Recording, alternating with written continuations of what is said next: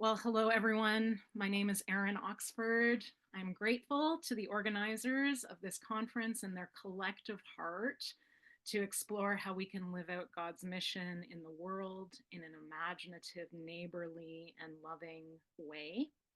I'm going to share a bit of my own story of listening, evolving, and responding in my work in Parkdale, a neighborhood in Toronto's West End, through the Dale, a nomadic community organization and church of which I am executive director and pastor. I am one who's just trying and fumbling, I think, sometimes to intentionally try and figure out what it means to build community that is responsive to the neighborhood, inclusive, and engaged. It's messy work and it's very beautiful. I'm also grateful this morning to Dave, who's going to be running my PowerPoint, I think, for me. And so, if we're able, we'll see slide one. But while that's happening, in 2012, I became the only staff of what was previously known as Parkdale Neighbourhood Church.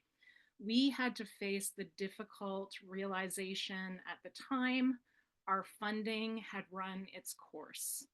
I was asked to come up with a strategic plan, one that might reimagine how we exist in the neighborhood. The irony was that though we were flourishing as a community, we did not have the resources to continue paying rent, taking care of maintenance, or even paying for the internet. As a community that has chosen to center those who are marginalized, we needed to acknowledge that our financial sustainability would not be found within. Our people give generously just out of their very little.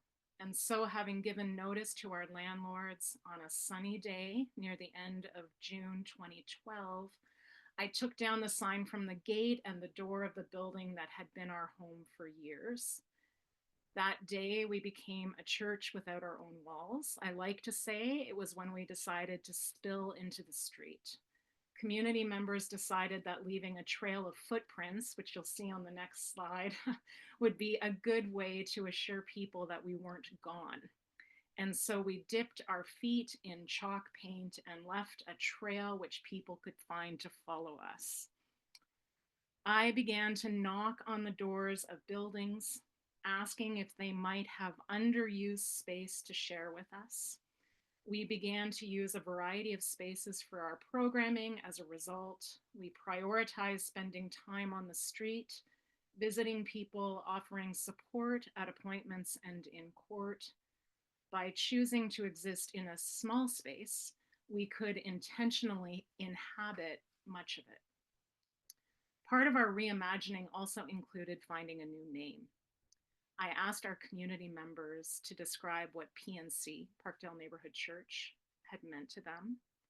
Though there were many descriptors used, the number one word was safe. A dale is a valley that cuts through a mountain, the place where one hides when facing a storm. And so every day, the Dale Ministries, or more often simply the Dale, endeavors to be a safe community for many, including me. And we can move ahead to that slide that shows the Dale. Well, Jane Jacobs, the American Canadian journalist, author, and activist, did have some influence over the new approach that we were holding at the Dale. During her lifetime, Jane advocated for cities to be oriented around people. Quote, a city street equipped to handle strangers and to make a safety asset in itself out of the presence of strangers, as the streets of successful city neighborhoods always do, must have three main qualities. First, streets and their sidewalks are framed by buildings. These buildings provide the important thresholds between public and private spaces. They are the tangible facilities that allow streets to be vibrant public spaces. If buildings fail to provide permeability, harmony, and rhythm, the street as public space suffers. Streets are, in essence, public spaces and connect diverse areas of the city, weaving the urban fabric. Second, there must be eyes upon the street, eyes belonging to those we might call the natural proprietors of the street. The buildings on a street equipped to handle strangers and to ensure the safety of both residents and strangers must be oriented to the street. They cannot turn their backs or blank sides on it and leave it blind.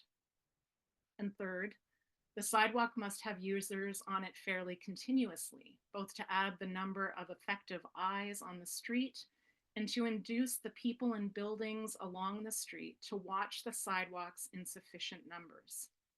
The Dale spends a lot of time on sidewalks around Parkdale. We sit with people on benches and on street curbs. From there, we move to buildings where we can be welcoming to all people. We also spend time in businesses, getting to know the people who run them, like a place called Capital Espresso, a coffee shop that knows me and the staff, along with many of our community members by name. They give us enormous bags of muffins and remember how we take our coffee.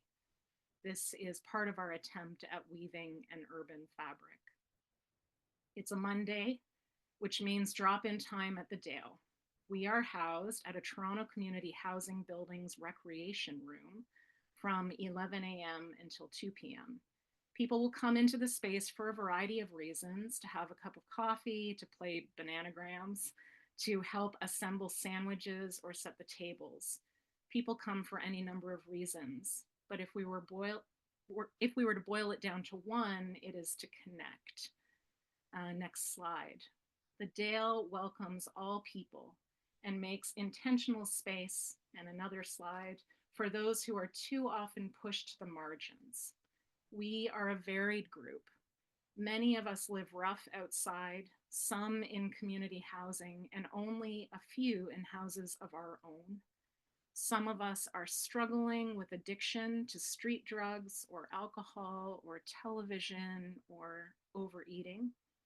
Some of us have diagnosed mental health challenges that range from depression and anxiety to paranoid schizophrenia. We are a motley crew, one that in large part knows what it is to be shunned because we smell like the street. The truth is, many people have selected us as the unlovable. In an effort to silence the voices that say otherwise, we acknowledge we share a common humanity. We know we are broken and choose again and again and again to journey alongside one another toward deeper wholeness in Christ. We can move to the next slide. My longtime friend, Ronnie, panhandles outside Capital Espresso. We always joke that you will hear Ronnie before you see him, his booming voice announcing his imminent arrival, or the score of the hockey game, or his need of a cigarette. Ronnie does a mean impression of both Mick Jagger and Elvis Presley. Every time I see him, he asks me how my heart is and patiently listens to my reply, even if it means losing out on receiving change from a person passing by. One particularly cold and snowy Sunday, we were walking along Queen Street West and unsurprisingly saw Ronnie outside Capital Espresso, tucked into the bus shelter and sitting on a walker. I popped my head in to say hello and was immediately taken aback. Ronnie was shivering, struggling to eat, and uncharacteristically subdued. We talked about what might be most helpful to him. Before leaving, Ronnie grabbed my mittened hand and pulled it to his face. Then he kissed me on the cheek and asked me to bless him. I placed my free hand on his head and spoke quiet words of peace. Our heads leaned in and touching. We stayed like that for a while before saying "I love you" to each other. Just days later, Ronnie died. The news of his death spread like rapid fire. Our friends at Capital Espresso reached out to me, expressing both their condolences and heartache over Ronnie's death. He brought a special warmth to the neighborhood. Please let us know about the funeral. Well, one of the ways that I process grief is to write. I penned something titled My Friend Ronnie and posted it online. Ronnie's sister, someone I had heard about but never met, read my story and reached out. By the end of the day, I was hearing all about Ronnie's early life from an assortment of family members. They asked me to officiate a funeral and agreed to an additional memorial to be held at the Dale. As I looked out at the people gathered at the memorial, I was struck by how Ronnie managed to do in death what he also did in life. Next slide. Welcome people, whatever their circumstances. That's Ronnie in front of his friend Steve-O. The space was filled with family, friends, and neighbors, including staff of Capital Espresso.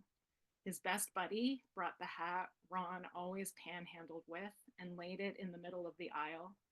People began to fill it with tobacco, money, feathers, a bottle of cheap sherry. As someone who lived life hard, Ronnie brought a certain empathy to his interactions, which is exactly what we want to do at the Dale. We want to nurture relationships, build partnerships, and create interdependence with as many of our neighbors as possible. So how have Ronnie and others influenced how the Dale extends welcome? How do you make communities inclusive? We begin with a very low threshold. People are invited to come as they are. We have determined that our spaces need to be both safe and respectful. We seek to co-create such spaces by listening with understanding, speaking with kindness, and building opportunities to both give and receive.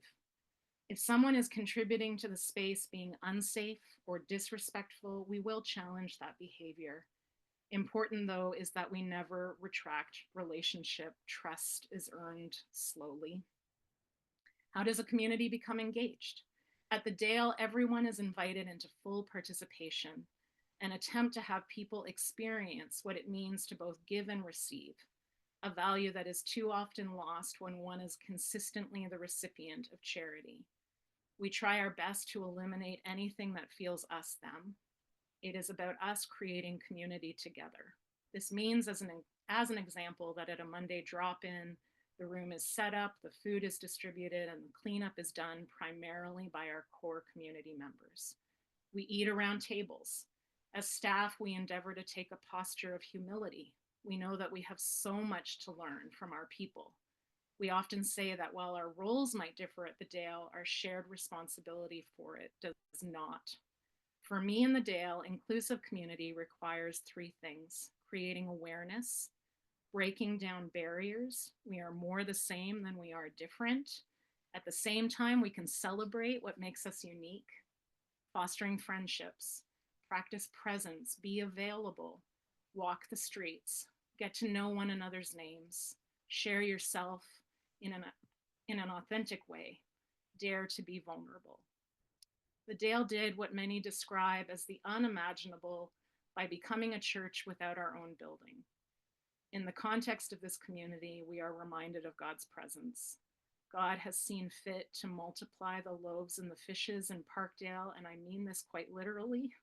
In the early days of our crisis, when there was no money to purchase food for our drop-in, we somehow had full plates. And I am no longer the only staff. There are now 4 of us. Practicing presence takes time. Our relationship with Ronnie and so many others is evidence of that. I think Oscar Romero's words are a profound and good reminder for any of us as we reimagine what it means to be in the neighborhood. Quote, "So it is for us, we may never see end results, and what we do may in the end be very incomplete. Still we minister, still we love, hoping for the kingdom which is beyond our vision. Still we plant and water the seeds which may not be our own, but in truth belong to future generations. Still we find meaning in our lives, as incomplete as they may actually be, because we participate in something much larger than ourselves. And in this hope, we prophesy of the kingdom of God. We prophesy of a future that is not our own." Thank you.